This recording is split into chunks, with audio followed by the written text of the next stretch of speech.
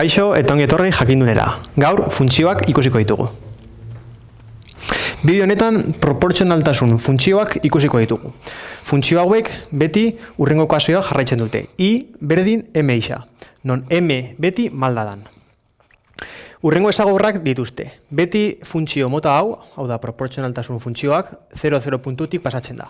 Hau da, godatu 0,0 puntua jatorria dela beti. Eta gero beste bi ezaugarri desberdin dituzte. M positiboa denean, hau da, 0tik gorazkoa direnean, beti handitu egiten da. Hau da, demagun, funtzioa beti zentsu hortan fango dala. Zenbat eta isa altuago izan, goruntz fango die. Eta gero, M malda negatiboa denean, beti txikitu. Hau da, kontrako noranzkoan. Beti fango die, beruntz, txikiago egingo die. Beraz, hau, hobeto ikusi ahal izateko, hurrengo adibideak egingo ditugu. Lehendabizi, I berdin bi isa, eta gero, I berdin minus lau isa. Hola, ikusiko dugu adibide bat malda positiboarekin eta beste ariketa bat malda negatiboarekin. Beraz, zuek ikusteko beti 0,0 puntutik pasatzen denez, lehendabizi 0 emango diogu. Bi bider isa, 0. Beraz, dano dakigu, 0 puntutik lehen ekuazioa, 0 puntutik pasatuko da.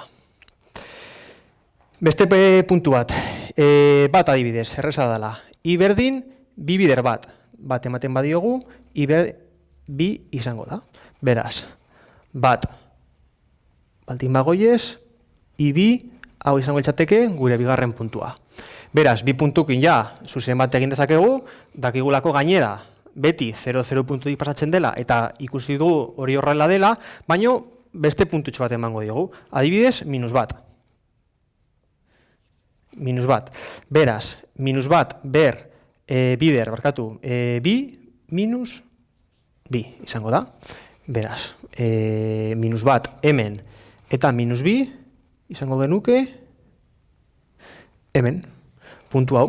Beraz, zein izango litzateke gure malda? Hau izango litzateke gure funtzioa.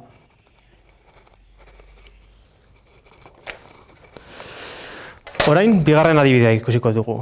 Hobeto ikusteko beste kolore batera biliko dugu. Berriro, zuek ikusteko beti 0,0 puntutik pasatzen dela, 0 ematen badiogu, ikusiko dugu, minus lau bider 0 barkatu, 0 izango dela. Beraz, kasu honetan bebai, gure funtzioa hemendik pasatuko da, berriro, jatorritik. Beste puntu bat, ematen badiogu, I berdin, lau bider bat minus lau izango genuke. Beraz, bat hemen izango genuke eta minus lau puntua hemen. Berdin, ja, zuzen bat egin dezakegu bi puntu ditugulako eta zuzen bat egiteko bi puntukin nahikoa izango litzateke. Baina beste puntu bat emango diogu, minus bat. Minus bat bider minus lau, lau. Gogoratu, minus bider minus, positibo beti. Beraz, minus bat, bat, bi, hiru, lau, onaino. Hemen ja, beste puntu bat dugu, beraz, bi puntukin, edo kasu honetan, hiru puntukin, zuzen bat egin dezakegu. Beraz, hau izan da dana.